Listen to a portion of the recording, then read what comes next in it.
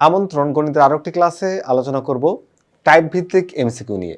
এই পর্যায়ে আমাদের থাকছে কি, অর্থাৎ এই পর্বে আমাদের থাকছে পঞ্চদশ অধ্যায়ের ক্ষেত্রফল সম্পর্কিত উপপাদ্য ও সম্পাদ্য। আমরা টাইপ 1-এ আজকের পর্বে আমরা বাহুর দৈর্ঘ্য এবং পরিসীমা সংক্রান্ত যে এমসিকিউগুলো আছে সেই এমসিকিউগুলো সমাধান করব। যেহেতু চ্যাপ্টারের নাম ক্ষেত্রফল সম্পর্কিত উপপাদ্য ও সম্পাদ্য, বুঝতেই পারছো এইখানে ত্রিভুজের ক্ষেত্রে আমরা পিথাগোরাসকে অবশ্যই লাগবে। পিথাগোরাসের সমকোণী ত্রিভুজ এবং সূক্ষ্মকোণী ত্রিভুজ এবং স্থূলকোণী ত্রিভুজের যে তিনটা সূত্র আছে এই সূত্রগুলো আমরা কিন্তু আগে থেকে জানা থাকলে আমাদের জন্য ভালো, তাহলে এই এমসিকিউগুলো সমাধান করতে আমাদের সুবিধা হবে। তো আমরা সবাই কিন্তু সমকোণী ত্রিভুজেরটা জানি যে অতিভুজ স্কয়ার সমান লম্ব স্কয়ার ভূমি স্কয়ার, কিন্তু স্থূলকোণী সূক্ষ্মকোণীটা কিন্তু আমাদের ওইভাবে জানা থাকে না। যারা হায়ার ম্যাথ আছে, যাদের সায়েন্সের, এদের আবার জানা থাকে। তবে আমাদের আর্টস কমার্সেও কিছু করার নাই, আমাদের জেনারেল ম্যাথে কিন্তু এটা আছে, যেহেতু আছে আমাদের জানতে হবে। দেখো এখানে ত্রিভুজ এবিসি এর সি হচ্ছে স্থূলকোণ। একটা ত্রিভুজের কথা বলা হয়েছে, যে ত্রিভুজের সিটা কি বলতো, স্থূলকোণ। তাহলে একটা কোণ আগে স্থূলকোণ আমি নিয়ে নিই। এই যে একটা কোণ আমি নিলাম, এই কোণটা হচ্ছে স্থূলকোণ। দেখো এই কোণটা কি স্থূলকোণ, তার মানে 90-এর চেয়ে বেশি। তো স্থূলকোণের ত্রিভুজ যদি এখান থেকে তুমি টান দাও তাহলে এটা ত্রিভুজ হবে। এটা হয়ে গেল ত্রিভুজ। তো ত্রিভুজের সি কোণটাকে বলা হচ্ছে স্থূলকোণ, তাহলে আমি সিটাকে স্থূলকোণ দিলাম, এই যে স্থূলকোণ, এই যে সি কোণ। আর বিসি, তাহলে এটা হচ্ছে এখানে দাও বি, তাহলে বিসি এর উপর এডি হচ্ছে লম্ব, তাহলে এখানে দাও এ। তো এডি যখন লম্ব বলছে, যদি লম্ব আমি বলি তাহলে আমাকে লম্ব টানতে হবে তো, তাই না? তো দিলাম লম্ব টেনে, এই যে লম্ব টেনে দিলাম, কিন্তু সেই লম্বটা কি বিসি এর উপর পড়লো না? পড়লো না। তাহলে বিসিকে একটু বাড়ায় দিতে হবে, এই বিসিকে একটু বাড়ায় দিলাম, কোন পর্যন্ত? বাড়ায় দিলাম ডি পর্যন্ত। এবার এখানে আমরা পিথাগোরাসের সূত্র দেব, এটা হচ্ছে লম্ব টানছি, এই অংশটা হচ্ছে লম্ব।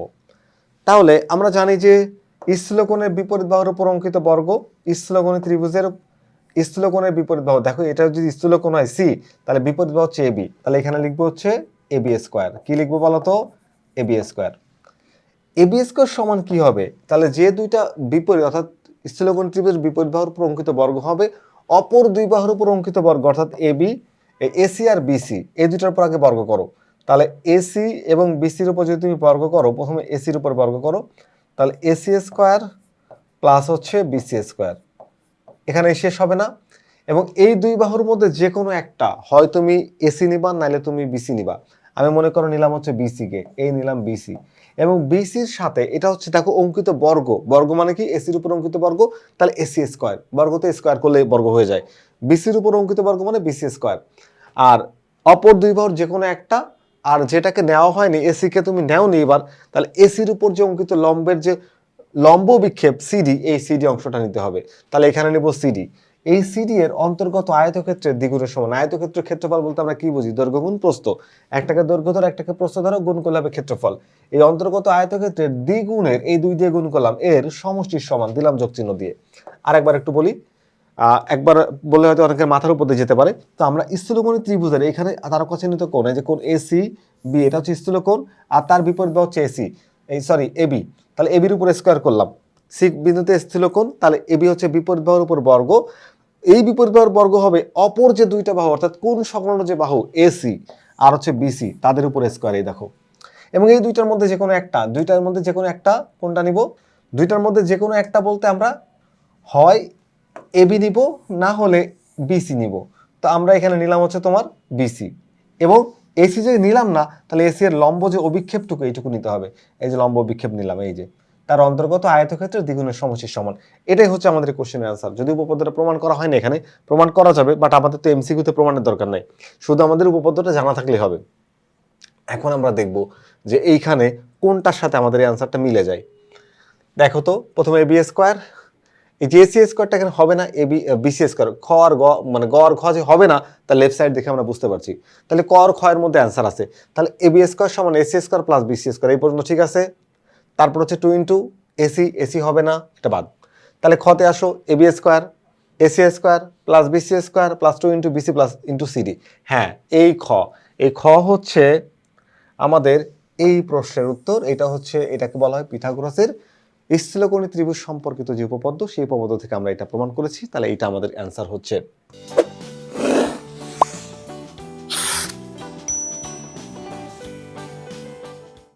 যদি আমরা পরের প্রশ্নে যাই, আমাদের পরের প্রশ্নটি একটা উদ্দীপক দেওয়া আছে। তো উদ্দীপকটাকে আমরা বোঝার চেষ্টা করছি, দাঁড়াও। আচ্ছা, কোশ্চেনের উদ্দীপকে হচ্ছে এখান থেকে আমরা দুইটা কোশ্চেন আনসার করব। একটু মনোযোগ দিয়ে খেয়াল করো, একটা বিসি বাহুর দৈর্ঘ্য হচ্ছে 8, এই হলো বিসি কত 8 সেন্টিমিটার। তারপর এসি হচ্ছে কত 10 সেন্টিমিটার, এই হলো 10 সেন্টিমিটার, টোটালটা হলো 10 সেন্টিমিটার। আচ্ছা আসো, এবার ডি, ডি হচ্ছে কার মধ্যবিন্দু, এবি এর, ভালো কথা। আর ই হচ্ছে এসি এর মধ্যবিন্দু, যোগ করে দিলাম, খুবই ভালো কথা।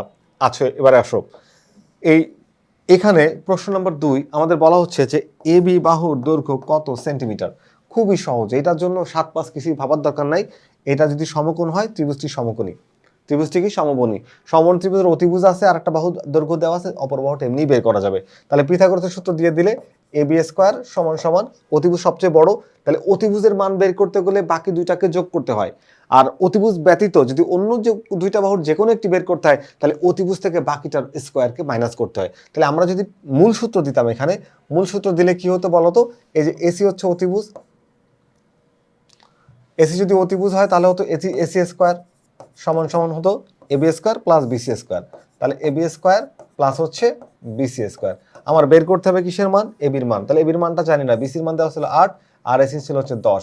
তাহলে বিসি হচ্ছে এটা, তাই না, বিসি হচ্ছে এটা, তাহলে এসির মান হচ্ছে 10, এই 10 স্কোয়ার। আর এবির মান কত, এবির মানটাই বের করবো, এবির মানটা নাই, তাহলে এবি স্কোয়ার। আর বিসির মান হচ্ছে কত 8, তাহলে 8 স্কোয়ার। তাহলে এখানে আমরা পাচ্ছি হচ্ছে কত বলতো 100, আর এখানে পাচ্ছি 64, মাইনাস করে দাও 64 সমান সমান হচ্ছে এবি স্কোয়ার। তো এখানে আমরা পাচ্ছি হচ্ছে কত 36 সমান সমান হচ্ছে এবি স্কোয়ার, স্কোয়ারটা পাশে আসলে রুট হয়ে যায়, তাহলে এবি সমান সমান √36। তাহলে এবি সমান কত আসছে, এবি সমান 6 আসছে। এটা এতক্ষণ ধরে তোমাদের শিখাইলাম, এতক্ষণ ধরে আসলে শেখানোর কিছু নাই, এটা আমরা ছোটবেলা থেকে পিথাগোরাসের সূত্র জানি। আর এখানে আমরা চোখ বন্ধ করে বলতে পারি যে অতিভুজ যদি হয় তোমার 10 আর একটা যদি হয় 8, অপর বাহু হয় 6। আমরা পিথাগোরাসের কতগুলো ত্রিভুজের ক্ষেত্রে তো এটা মুখস্থই করে রাখতে পারি যে 3, 4 আর একটা হলো 5, এই দুইটা বাহু আর একটা অতিভুজ। তাহলে এখানে আর একটা হতে পারে 6, 8 আর হচ্ছে 10, আমাদের কিন্তু এটা ব্যবহার করা হয়েছে এখানে। তারপরে 5, 12, 13 এই ধরনের কয়েকটা ছোট ছোট যদি আমি এগুলো মানে হিসাবগুলো তুমি আগে ভাগে করে রাখো তাহলে তোমাদের সময় অনেক বেঁচে যাবে। আর এত ডিটেলসে করা লাগবে না, জাস্ট ক্যালকুলেটরের মধ্যে মান বসিয়ে দেবে, অ্যান্সার চলে যাবে। ওকে, তাহলে আমাদের অ্যান্সার হচ্ছে কত বের করছি 6, মানে অ্যান্সার হচ্ছে এই গ। তো এর পরের প্রশ্নে আমরা যদি একটু দেখি, আমাদের এই টাইপটা আসলে ছোট, আমরা এই প্রশ্ন দিয়ে আমাদের এই টাইপটা শেষ করছি। প্রশ্ন বলছে ত্রিভুজ এবিসি ক্ষেত্র, ত্রিভুজ ক্ষেত্র বিডিই এর ক্ষেত্রফল কত বর্গ সেন্টিমিটার। ত্রিভুজ ক্ষেত্র বিডিই একটু ভালো করে বুঝো, একটু একটু বোঝানোর চেষ্টা করি। দেখো এই বাহুটার দৈর্ঘ্য দেওয়া ছিল হচ্ছে তোমার 10, টোটাল হচ্ছে 10। একটা মধ্যবিন্দু হলে এটা হলো 5 আর এখানে হচ্ছে 5। আর এই বাহুটার দৈর্ঘ্য দেওয়া ছিল বিসি সমান কত দেওয়া ছিল 8, কত দেওয়া ছিল বলতো 8। আর এবি আমরা বের করছি কত, বের করছি হচ্ছে তোমার 6। তাহলে এই পাশে যদি মধ্যবিন্দু হয় এখানে 3 আর এখানে 3। আমাদের কোন ত্রিভুজের ক্ষেত্রফল চাচ্ছে, ত্রিভুজ বিডিই, বিডিই মানে হচ্ছে এটার ক্ষেত্রফল। এই যে দেখো ত্রিভুজের যে কোনো দুই বাহুর মধ্যবিন্দুর সংযোগ রেখা, ত্রিভুজের যে কোনো দুই বাহুর মধ্যবিন্দুর সংযোগ রেখা তৃতীয় বাহুর সমান্তরাল, দৈর্ঘ্য তার অর্ধেক। তাহলে তৃতীয় বাহু এখানে বিসি, তার দৈর্ঘ্যের অর্ধেক হচ্ছে এখানে কত হবে 4 হবে, কত হবে 4 হবে। তো এখানে আবার এই বাহুটা তোমার এটা 4 আর এটা হচ্ছে 3। তো ক্ষেত্রফলের সূত্র কি, এই ত্রিভুজটার ক্ষেত্রফল চাইছে না বলতো, এই ত্রিভুজটার ক্ষেত্রফল চাইছে না। আমরা জানি ত্রিভুজের ক্ষেত্রফল হাফ ইন্টু ভূমি গুণ উচ্চতা, যেহেতু সমকোণী ত্রিভুজ এখানে এটা এই কোণটা সমকোণ হলে অনুরূপ কোণ হিসেবে এটাও সমকোণ হবে। তাহলে হাফ ইন্টু 4 গুণ 3, তাহলে 3 4 12, 2 দিয়ে ভাগ করলে কত হয় 6। এই 6 বর্গ একক হচ্ছে আমাদের এই প্রশ্নের অ্যান্সার, 6 বর্গ একক। এটাকে আরো একটু সহজ করে, মানে আমি যদি এইভাবে করলাম যে দুইটা বাহু বের করে লম্ব আর ভূমি, হাফ ইন্টু ভূমি গুণ উচ্চতা, তুমি ক্ষেত্রফল পেয়ে গেছো। তুমি কিন্তু আরো একটু সহজ করে করতে পারতা। এই দেখো এখানে মোট ত্রিভুজ হলো একটা থেকে, এটা মধ্যবিন্দু যোগ করছে, এখানে যোগ করছে, এখানে টোটাল 4টা ত্রিভুজ আছে। তুমি কি জানো যে এই 4টা ত্রিভুজের প্রত্যেকটা ত্রিভুজের ক্ষেত্রফল সমান। এখন যদি আমি মূল ত্রিভুজের ক্ষেত্রফল বের করি, এটা কত বের করছি বলতো 8, এটা কত বের করছি 6। তাহলে 8 গুণ 6, 6 এটা কত 48, 48, 48 বর্গমিটার। এবং ত্রিভুজের ক্ষেত্রফল হাফ ইন্টু ভূমি গুণ উচ্চতা। তাহলে 48কে আবার তুমি হাফ করে দিবা, হাফ করে দিলে কি পাবা, হাফ করে দিলে তুমি পাবা এখানে 24।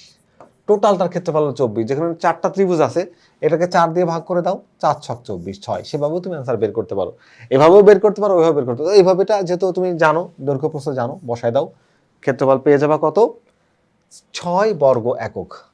তাহলে এটার ক্ষেত্রফল হচ্ছে 6 বর্গ একক। ত্রিভুজ বিডিই এর ক্ষেত্রফল 6 বর্গ একক। তো আমরা আমাদের এই ক্লাসটা এখানেই শেষ করলাম। ফিরে আসবো আবারও নতুন কোনো গাণিতিক সমস্যা নিয়ে। ততক্ষণ পর্যন্ত ভালো থেকো। আল্লাহ হাফেজ।